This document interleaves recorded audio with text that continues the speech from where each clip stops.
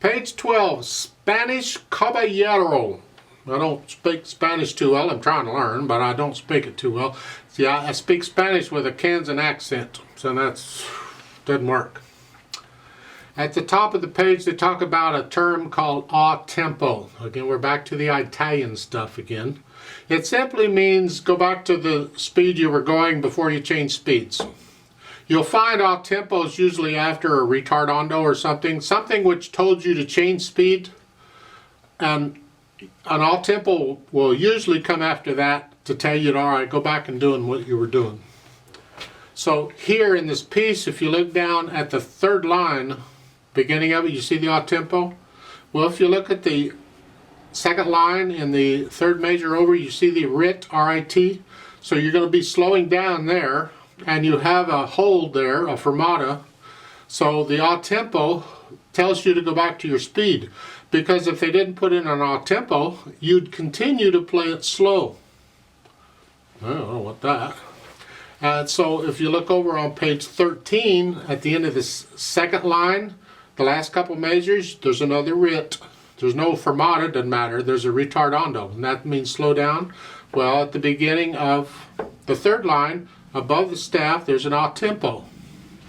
It doesn't matter if they put the a tempo between the staves or above the staff, whichever. It depends on where there's room to put it. But again, you'd resume your speed and keep going. That's all. Now for Spanish Caballero, I'm going to take both hands together here pretty much. And they're eighth notes, 3/4 time, 1 and 2 and 3 and 1 and 2 and 3 and. And your left hand starting here, that puts you in this position. To start, we're going to move around. And the right hand is here. So we're here to start. And this is similar to what we just did on page 10 with the broken art or the arpeggios. It's 1 and 2 and 3 and. Rest, then you come down, this is G chord, rest, and then you come down, this is an F chord, and then we come down again, and that's an E chord.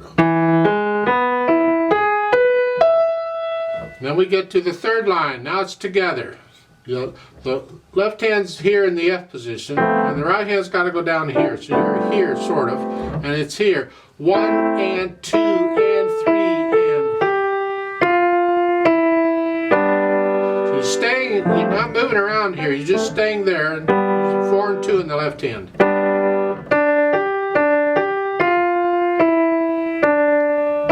So forth. And we do this a while until you get to the end of the second line on page 13.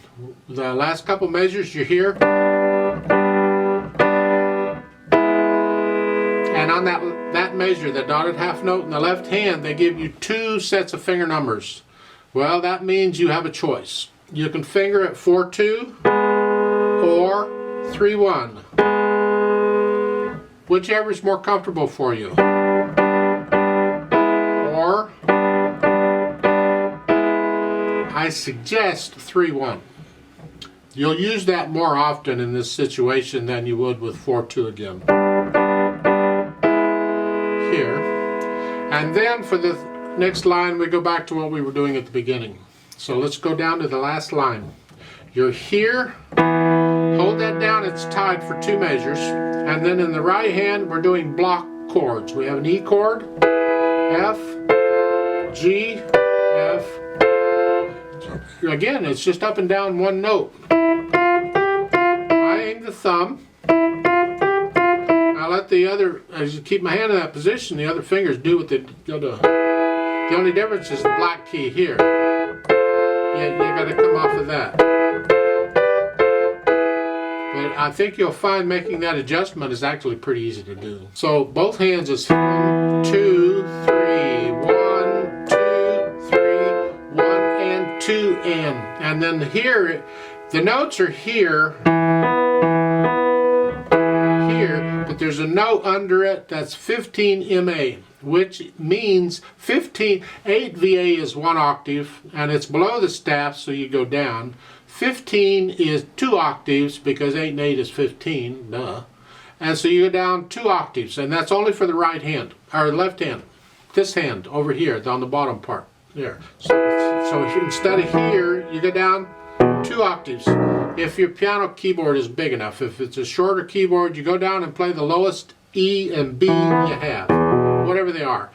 On an 88 key, I can go down 2 octaves, which is clear down here. Isn't that fine? So the last line is this way. 1, 2, 3, 1, 2, 3, 1, and 2.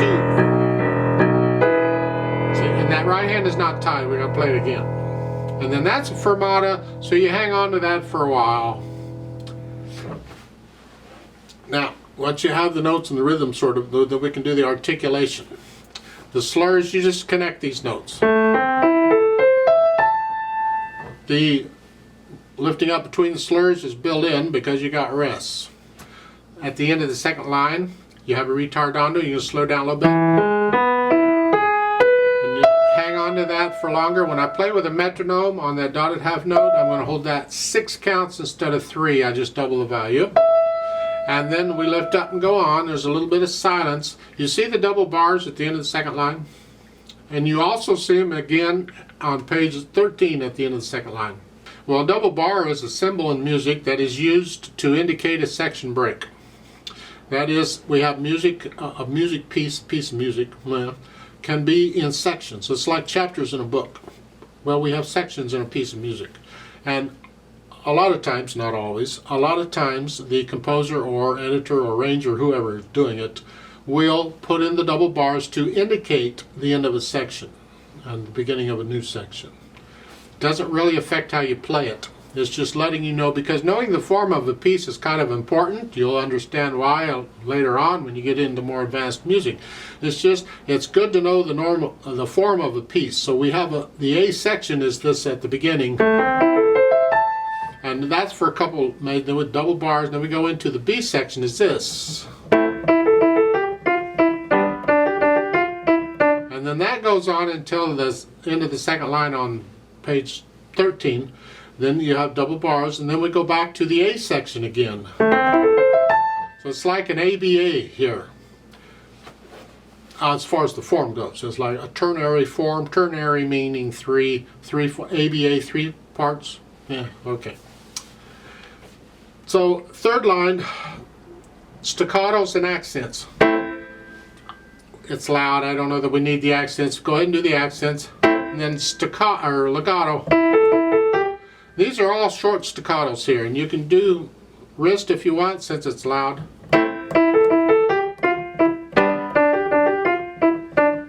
Just give these first note with the accent a little extra oomph.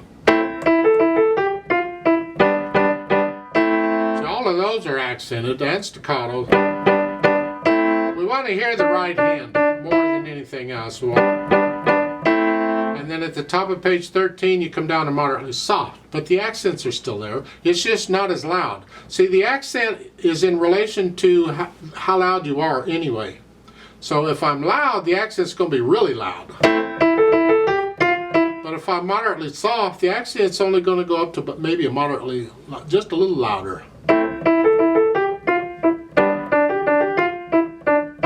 At the end of the second line, we have the staccato and a retardando.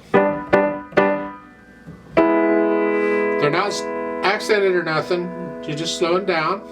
And then we go back to our our legato. So forth until the last line on page 13. Yeah, staccatos. Nice wrist here. I have time here, so what I do is I put my hands on the keys and I push down and bounce off. I don't start above and hit the keys. If I can, I always have the hands on the keys and do the staccato from there. So it's here. I'm on the keys, I'm bouncing off.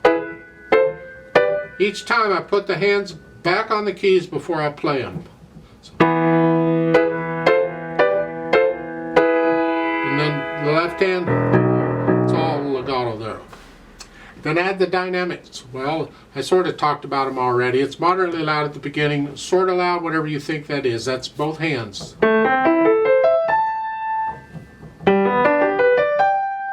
it stays that way until the end of the second line when you actually go up to loud. A little louder than you were here, and you're slowing down. We're going to here. Here, ta-da! And hold on to that. People not sure what's coming next. And then we go on. We're loud here. With an accent makes that note very loud.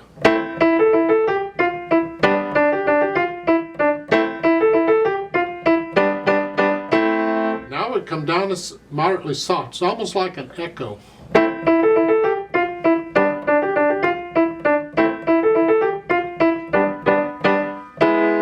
again, we get louder and slow down. But there's no fermata there. You just hold it down, and then we go back to what we were doing at the beginning. Just the odd tempo is,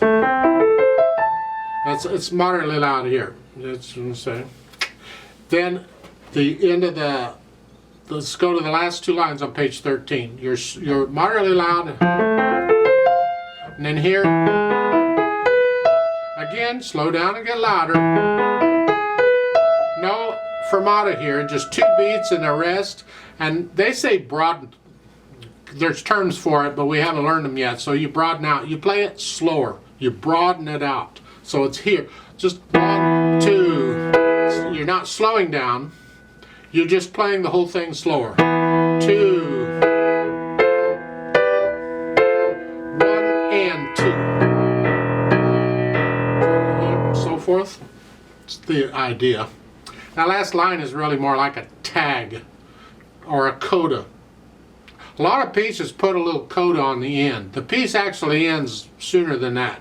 They add just this little extra little thing on the end. You'll notice it a lot. I'll try and bring it out when I see it or point it out. Speed-wise, this is a fast piece. It has to be controlled. The eighth notes have to be even. No hesitations anywhere. So your fast, not mine. So 144 is really fast. 168 is really fast. That's okay. What do you think of it? 2, 3. 1, 2, 3. So you get to there, and then you go back to 1, 2, 3. 1. And on these, I'm just rotating here. I'm not trying to use the fingers. I'm just rotating here. So forth. That's my impression of the speed. You don't have to go that fast. You take it your speed, not mine. Then they add pedal. I like it without pedal. I like the bounciness. They've added pedal, so we'll talk about it. At the beginning, I'm going to push the pedal down right after I play the notes. You can push the pedal down with the notes, but I recommend slightly after if you can here. So at the beginning, it's here. Lift the pedal up with the half note. When that comes up, we get one beat of silence in there, and the pedal needs to come up so we can hear it. So the first line.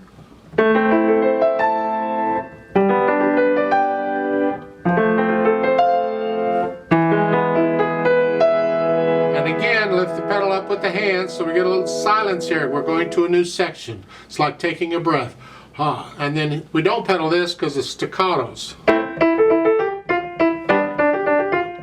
Until we get over to page 13 in the third line where we go back to this first section type stuff again, and we pedal that the same way we're doing it. Now when you get to the last two lines, you're going to pedal the first couple measures. They're saying hold the pedal down here for here. I disagree with that completely. I think that's just an error there. I would lift the pedal with the first staccato note. I want to hear a staccato. The pedal covered up. So the pedal is down at the beginning of the last line. I'd lift it up when I play that first quarter note in the right hand. Here. And then you can use the pedal again for the very end on the left hand. Here. That's my suggestion on the pedal. So I'd make that one pedal change there. I'd like to play this with you very slowly. I'm not going to do the dynamics. I can't slow down because the metronome won't slow down. I'm going to double the value of all these fermatas, so there'll be, 6 counts instead of 3, whatever they are. Now let's try it out. you go ahead and learn it first, and then come back and play it with me. 1 and ready and go and 1. 1 and 2 and rest and 1 and 2 and rest and 1 and 2 and rest and 1, 2, 3, hold 2, 3.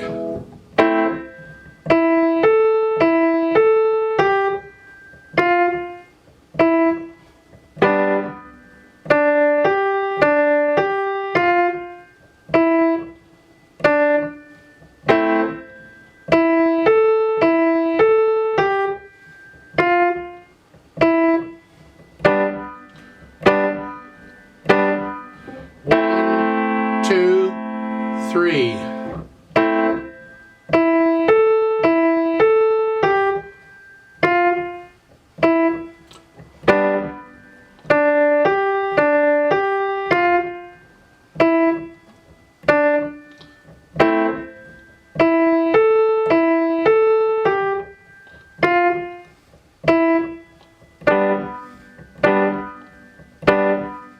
1, 2, 3. 1, 2, rest. 1, 2, rest.